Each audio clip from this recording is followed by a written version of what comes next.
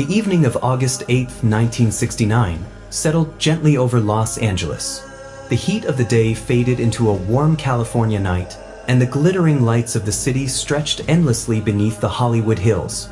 For many, it was another peaceful Friday. Restaurants remained busy, music floated from open windows, and parties continued long after sunset. Few people had any reason to believe that before dawn, one of the most horrifying crimes in American history would unfold high above the city on a secluded road called Cielo Drive.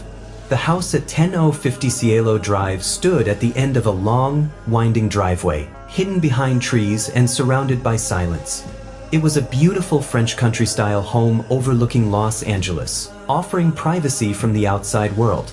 Celebrities often preferred such secluded estates, where they could escape photographers and curious fans. Only months earlier, the home had been rented by one of Hollywood's most celebrated couples. Roman Polanski, an internationally acclaimed film director, had recently achieved worldwide success with Rosemary's Baby. His wife, Sharon Tate, was one of Hollywood's brightest young actresses. Beautiful, talented, and admired by friends and colleagues, Sharon seemed destined for an extraordinary career. But on this August evening, Polanski was thousands of miles away in Europe, working on a film project. Sharon, meanwhile, remained at the house. She was 8.5 months pregnant with the couple's first child. Friends later recalled that Sharon was excited about becoming a mother. She spent much of her time preparing for the baby's arrival and looking forward to Roman's return. Despite being a rising movie star, she was known for her kindness and gentle personality. Those close to her often described her as someone who avoided conflict and made everyone around her feel welcome. That Friday evening, she invited several friends to spend time together rather than remain alone. Among them were Jay Sebring, one of Hollywood's most famous hairstylists and Sharon's former fiancé, who remained one of her closest friends. There was also Abigail Folger, the heiress to the Folgers coffee fortune, and her boyfriend Wojciech Frykowski, a Polish writer and friend of Roman Polanski. The gathering was relaxed. They shared dinner, talked late into the evening, and enjoyed the quiet atmosphere of the hilltop home. No one inside had any idea that several miles away, another group was beginning a journey that would forever alter American history. Across Los Angeles, at a place known as Spahn Ranch, a man named Charles Manson gathered several of his followers. Spahn Ranch looked almost forgotten. Originally built as a movie ranch for Western films, it had gradually fallen into disrepair. Old wooden buildings stood weathered beneath the California sun. Rusting equipment, abandoned movie sets, and dusty trails gave the property an eerie appearance, especially after dark. By 1969, however, it had become home to a strange community. The people living there referred to themselves simply as the family. Despite the comforting name, outsiders who encountered the group often found them unsettling. Most were young men and women who had abandoned ordinary lives. They dressed similarly, lived communally, and followed Charles Manson with absolute devotion. Manson possessed no official authority. He held no political office. He led no recognized religion. Yet his influence over his followers proved extraordinary. Through constant psychological manipulation, sleep deprivation, drug use, isolation from family, and endless discussions about his own apocalyptic beliefs, he convinced many that he possessed unique insight into the future. Investigators and psychologists would later spend decades trying to understand exactly how he achieved such complete control. Many concluded that Manson excelled at identifying vulnerable people searching for acceptance, purpose, or belonging. Once they entered his circle, he gradually replaced their independent judgment with unquestioning loyalty. By the summer of 1969, his rhetoric had become increasingly violent. He repeatedly spoke about an approaching race war he called Helter Skelter, borrowing the title from a Beatles song but twisting its meaning into a bizarre prophecy. According to Manson, society was on the verge of collapse, and violence could accelerate the coming chaos. There was no evidence supporting these beliefs. They existed entirely within Manson's distorted worldview. Yet several followers accepted them without question. Late that evening, Manson selected 4 members of the family: Charles Tex Watson, Susan Atkins, Patricia Krenwinkel, and Linda Kasabian. He instructed them to drive to Cielo Drive. The house itself held no personal connection to Sharon Tate. Months earlier, music producer Terry Melcher, whom Manson believed had rejected his musical ambitions, had rented the property.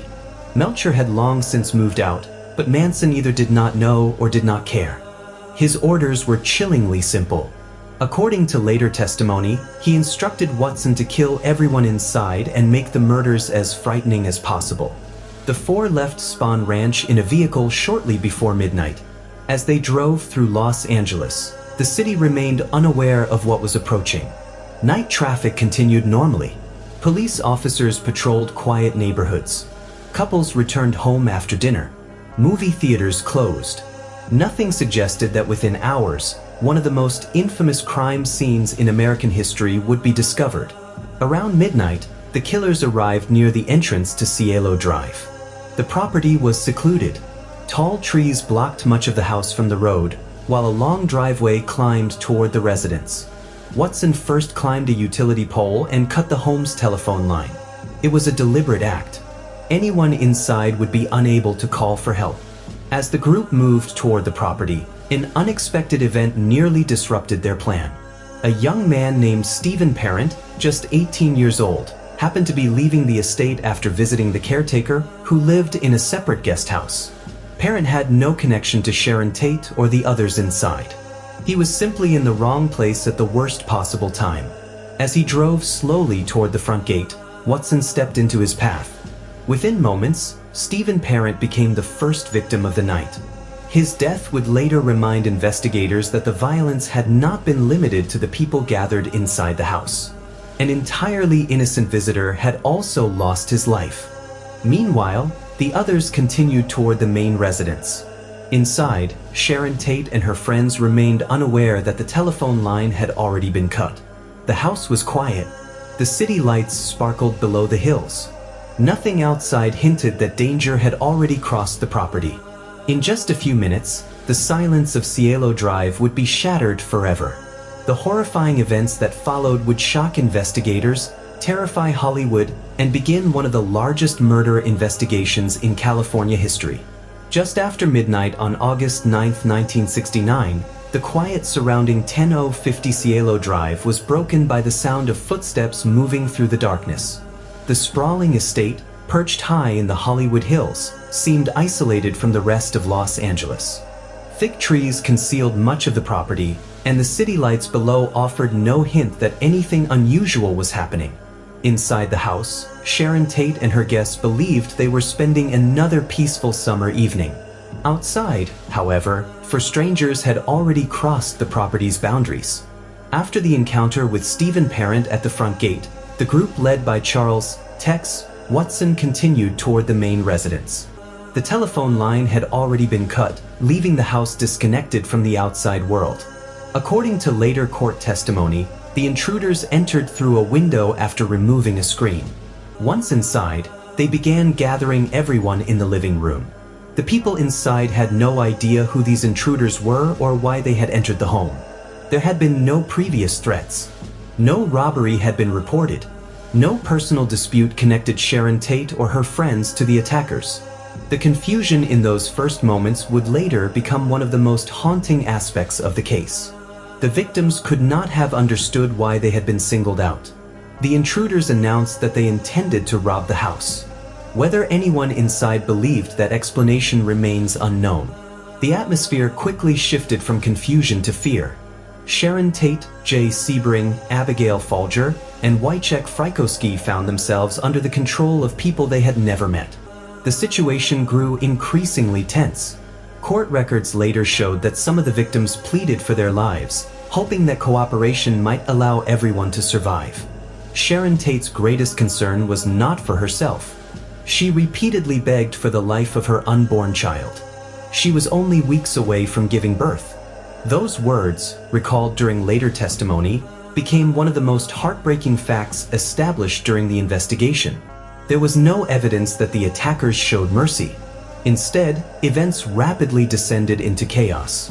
As some of the victims attempted to escape, the situation became violent.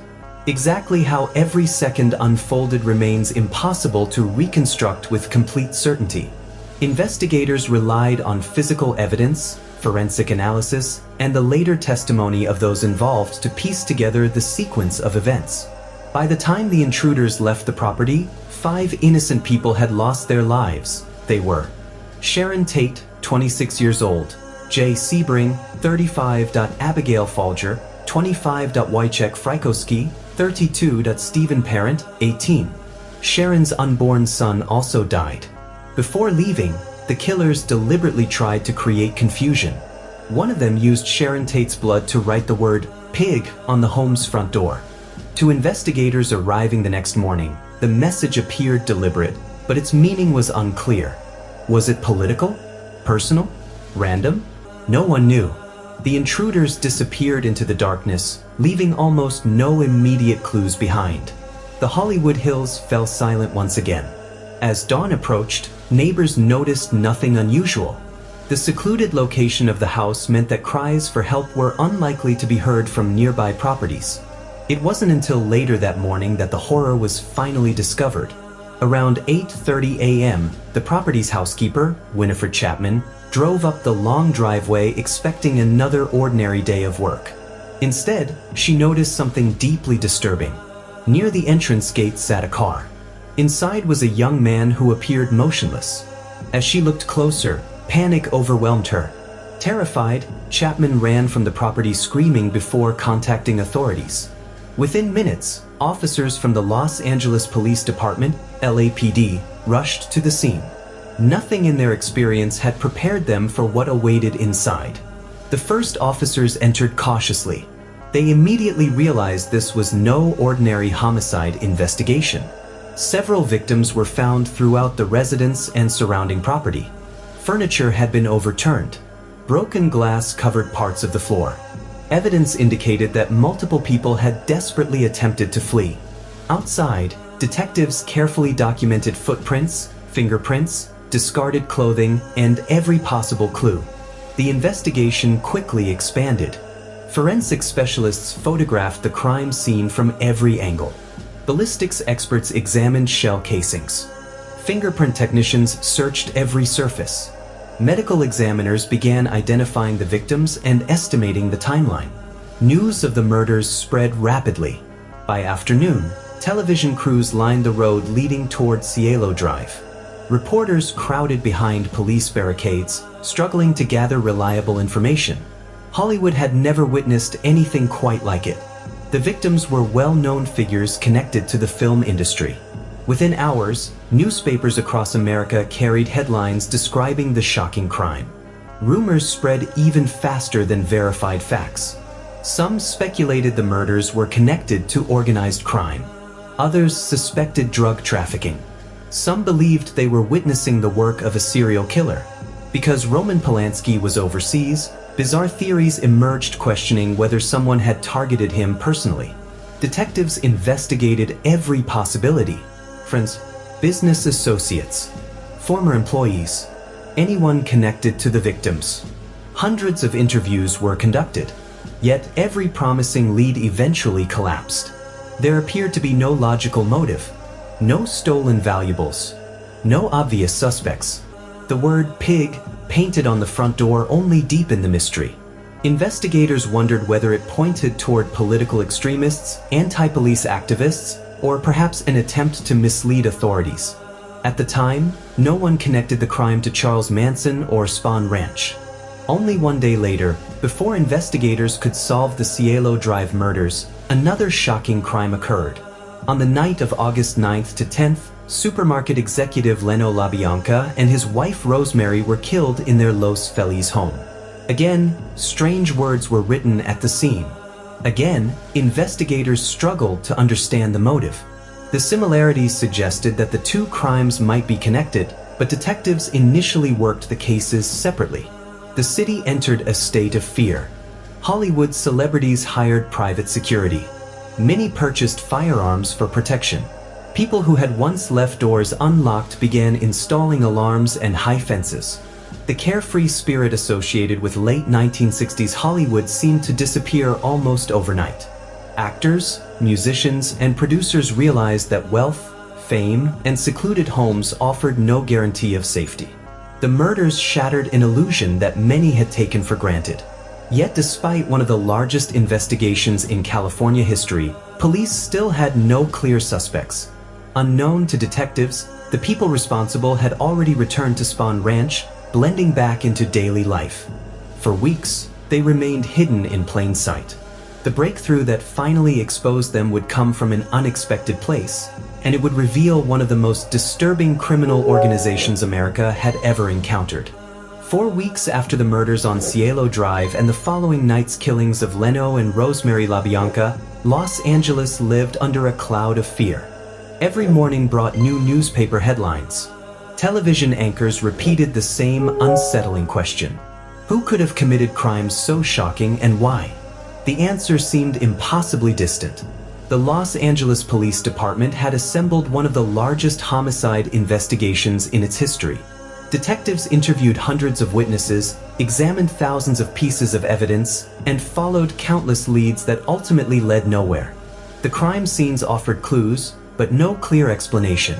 There was no obvious financial motive, no sign that the victims had been specifically targeted because of personal disputes, no evidence linking the two households to a common enemy. To the public, the murders appeared almost random. That uncertainty made them even more frightening. While detectives searched across Los Angeles, the people responsible had quietly returned to Spahn Ranch, a weathered former movie set tucked into the hills northwest of the city. To an outsider, the ranch looked forgotten. Old wooden buildings leaned with age. Broken wagons sat abandoned beneath layers of dust. Horse corrals stretched across the dry landscape, and remnants of old Western film sets remained scattered throughout the property. Yet beneath this worn appearance lived dozens of young followers who referred to themselves simply as the family. At the center of everything stood Charles Manson. He wasn't physically imposing. Standing around 5 feet 2 inches tall, he hardly looked like someone capable of commanding absolute loyalty. But those who met him often described an intense presence. Former followers later recalled that Manson possessed an unusual ability to study people almost immediately. He listened carefully. He learned their fears, their regrets, their dreams. Then he slowly convinced them that he alone understood them.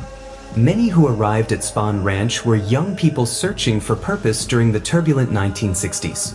Some had left troubled homes. Others were drawn by promises of freedom, music, and community. Instead, they entered an environment where independent thinking gradually disappeared. Investigators and psychologists later concluded that Manson used many of the same techniques now associated with coercive control. Followers were encouraged to distance themselves from family and friends. Personal identities became less important than complete loyalty to the group. LSD and other drugs were often present, although experts caution that the drugs alone do not explain the crimes. Manson's constant manipulation, isolation, and emotional control played a far greater role. He convinced followers that he possessed special insight into the future. He spoke endlessly about an approaching race war that he bizarrely called Helter Skelter, borrowing the title from a Beatles song while assigning it a meaning the band never intended. According to Manson, society was about to collapse. He believed acts of extreme violence could trigger the conflict he imagined. There was no factual basis for these beliefs. They existed only in his increasingly delusional worldview. Yet several followers accepted his claims without question. Ironically, the first major breakthrough in the investigation had nothing to do with the Tate murders.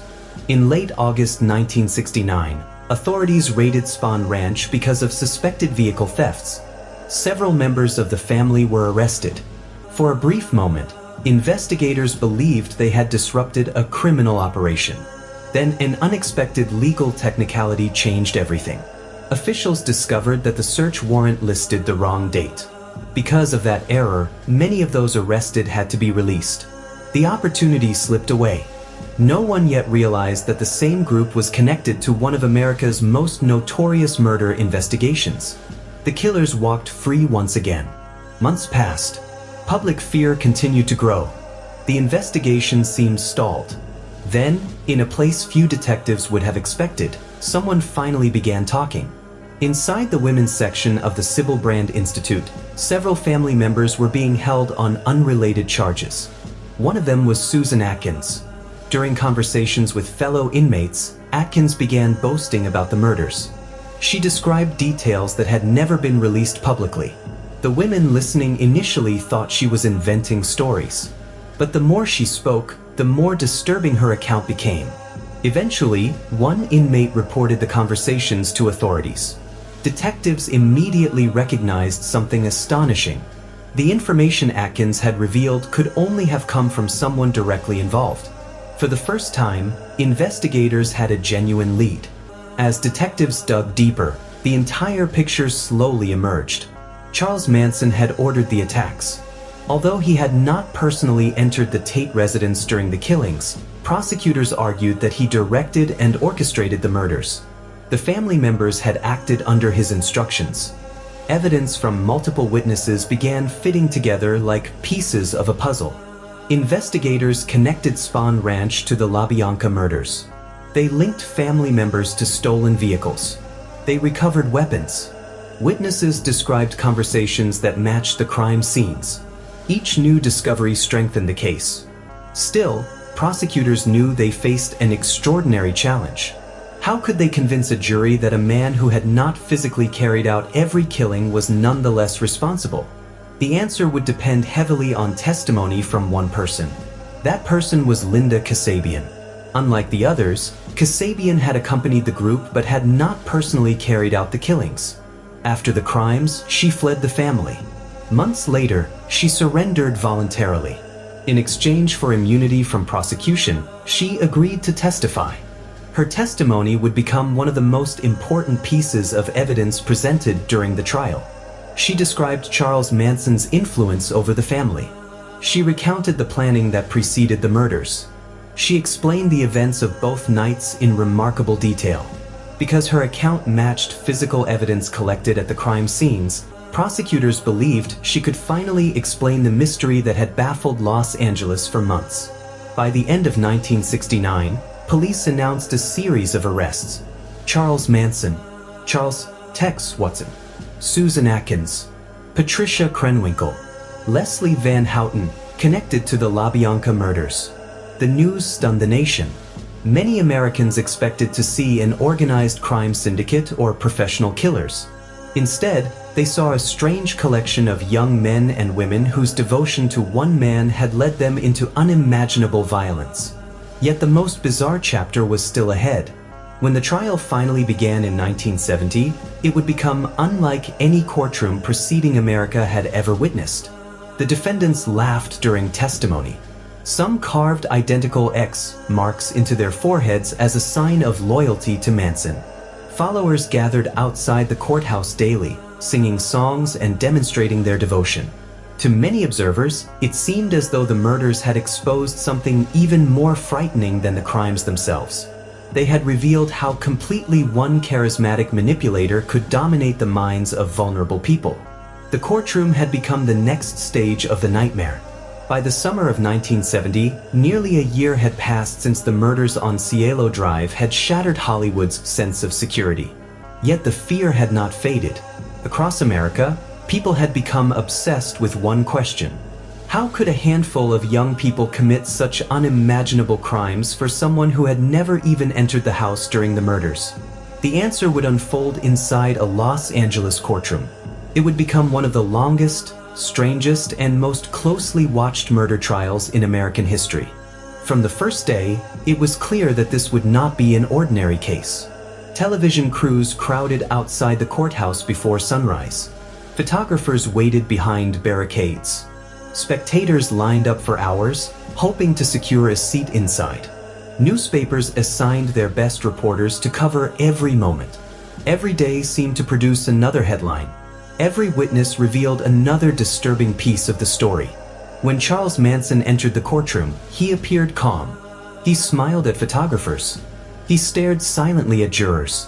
Sometimes he laughed. Sometimes he whispered to his followers seated in the gallery. He often seemed more interested in controlling the atmosphere of the courtroom than defending himself. Then came one of the trial's most unforgettable moments. One morning, reporters noticed that Manson had carved a small X into his forehead. When asked why, he reportedly said he had X'd himself out of society. The following day, several of his female followers appeared with identical marks carved into their own foreheads. It was another public display of their unwavering loyalty. To many Americans watching on television or reading newspapers, the image was deeply unsettling. Even while facing murder charges, Manson's influence over his followers seemed unbroken. Outside the courthouse, members of the Manson family camped for weeks. They sang songs. They chanted Manson's name. They spoke to reporters, insisting he was innocent. Some attempted to intimidate witnesses simply by standing silently nearby. Others predicted that society would soon collapse exactly as Manson had claimed. The atmosphere surrounding the trial became almost surreal. For the victims' families, however, there was nothing theatrical about it. Every day in court meant reliving one of the worst nights of their lives. The prosecution's case relied heavily on testimony from Linda Kasabian. Unlike the others involved, Kasabian had accepted immunity in exchange for telling the truth. Over several days, she carefully described everything she had witnessed. She explained how Manson had issued the orders, how the group had driven to Cielo Drive, how the telephone line had been cut, how confusion turned into tragedy. Her testimony matched physical evidence recovered by investigators. It also matched statements made by other witnesses and evidence collected from Spahn Ranch. For prosecutors, Kasabian's testimony connected every piece of the puzzle. The defense attempted to challenge her credibility. They argued that she had been motivated by immunity. They questioned her memory. They suggested that Manson had been unfairly blamed for actions carried out by others. But prosecutors presented a broader picture. Witness after witness described Manson's extraordinary psychological control over the family. Former followers explained how he manipulated vulnerable young people until they accepted his version of reality. Psychologists later noted that coercive control, isolation, and constant emotional manipulation had created an environment in which followers gradually surrendered their independent judgment. The trial became about far more than the murders themselves. It became an examination of how charismatic leaders can influence others to commit terrible crimes. The proceedings lasted for months. On January 25, 1971, the jury finally reached its verdict. Charles Manson was found guilty of first-degree murder and conspiracy to commit murder. The same verdict was returned against Susan Atkins, Patricia Krenwinkel, and Charles Tex Watson in separate proceedings. Each initially received the death penalty under California law. However, in 1972, the California Supreme Court temporarily ruled the state's death penalty unconstitutional. As a result, the death sentences were automatically converted to life imprisonment. No executions took place. Charles Manson spent the remainder of his life in prison. Over the decades, he appeared before parole boards numerous times. Each request for release was denied. Authorities consistently concluded that he continued to present a danger to society and had never shown genuine remorse for orchestrating the crimes. On November 19, 2017, Charles Manson died in a California hospital at the age of 83, while still serving his life sentence. Several other family members also remained imprisoned for decades. Some died in custody. A few were eventually granted parole after serving many years, decisions that often sparked public debate because of the severity of their crimes.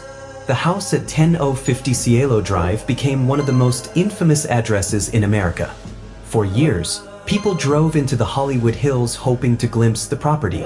The constant attention made life difficult for later occupants. In 1994, the original house was demolished. A new residence was built on the site, and the street address was changed in an effort to reduce unwanted visitors. Today, little remains of the original property, yet its history continues to cast a long shadow over Hollywood. The murders changed America in ways that extended far beyond one criminal case. During the 1960s, many people believed that Hollywood represented glamour, creativity, and endless opportunity. The Tate murders shattered that illusion almost overnight. Celebrities dramatically increased personal security. Private gates, surveillance systems, and bodyguards became increasingly common. Law enforcement agencies also re-examined how they investigated complex homicide cases involving multiple jurisdictions and unusual motives. The case transformed the public's understanding of cults and psychological manipulation.